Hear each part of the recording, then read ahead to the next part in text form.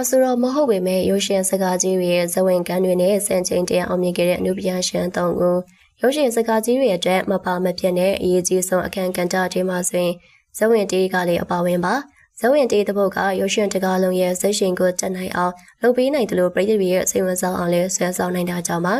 ဒီလိုအောင်မြင်ကြော်ကြားခဲ့တဲ့ဇဝင်တေးတွေကိုတရုတ်ဆောင်အနုပညာရှင်တွေကိုယ်တိုင်ဆိုခဲ့တာတွေလည်းရှိပါတယ်ဘသူတွေဆိုခဲ့တဲ့ဇဝင်တေးတွေကအောင်မြင်ကြော်ကြားခဲ့လေဆိုတာဖော်ပြပေးသွားမှာပါ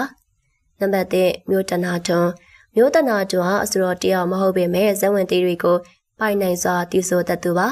အောင်မြင်ကြော်ကြားခဲ့တဲ့တခင်မြင်လေးကျင်တော်မှုစကားမှဆိုရင်လေဇဝင်တေးတဲ့ချင်းကိုမြို့တနာထွန်းကိုယ်တိုင်တည်ဆိုထားခဲ့တာပါအချစ်တချင်းတစ်ပုဒ်ကိုတာယာငိမ့်ညောင်းတဲ့အတက်နဲ့တည်ဆိုခဲ့တာဖြစ်တာမို့နားဆင်သူတိုင်းအတွက်နားရီမှာဆွေးနွေးခဲ့တာပါအဲဒီနောက်ပိုင်းမှာမြို့တနာထွန်းဟာအနုပညာလုပ်တွေကိုအင်နာခဲ့တာကြပါပြီပြီးခဲ့တဲ့နှစ်မှသာစကားတွေပြရလာခဲ့တာပါ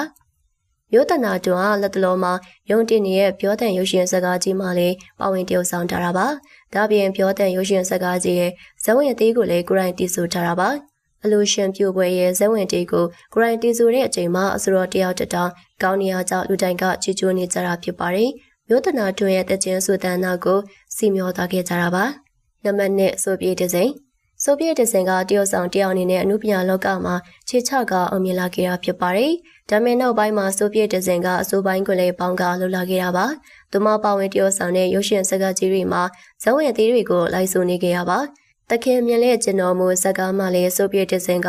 ဇဝင်အသေးကိုမျိုးတနာတွန်းနဲ့အတူတူတည်ဆိုထားခဲ့တာပါ။ဒါပြင်ရုပ်ရှင်စကားကြီးတကားအတွက်တည်ဆိုထားတဲ့ဇဝင်တေးဆိုရင်လည်းအရန်ကိုပတ်ရောက်ခဲ့တာပါ။အစတော်ကြီးတယောက်ရဲ့အတန်လိုနောက်ထောင်လိုကောင်ကလူအများရဲ့တိုက်နေတဲ့ခြင်းခံရတာပါ။ဒါပေမဲ့ဆိုဗီယက်တစ်စင်တီဆိုထားခဲ့ရဆိုတာကိုတော်တော်များများကမသိခဲ့ကြပါဘူး။ဒါပေမဲ့ခုနောက်ပိုင်းမှာတော့ဆိုဗီယက်တစ်စင်အတန်ကောင်းတာကိုပြည်သူတွေကလည်းတည်နေကြပါပြီ။နံပါတ်3နေတို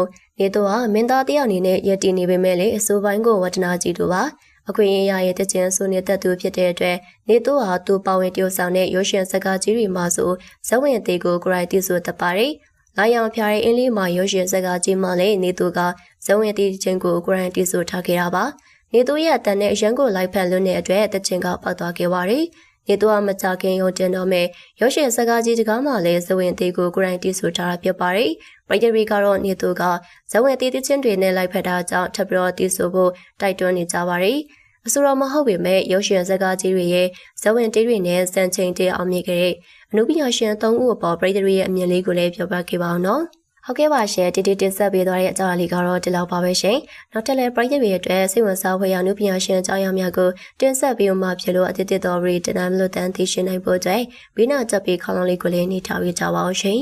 အားလုံးကိုကျေးဇူးအများကြီးတင်ပါတယ်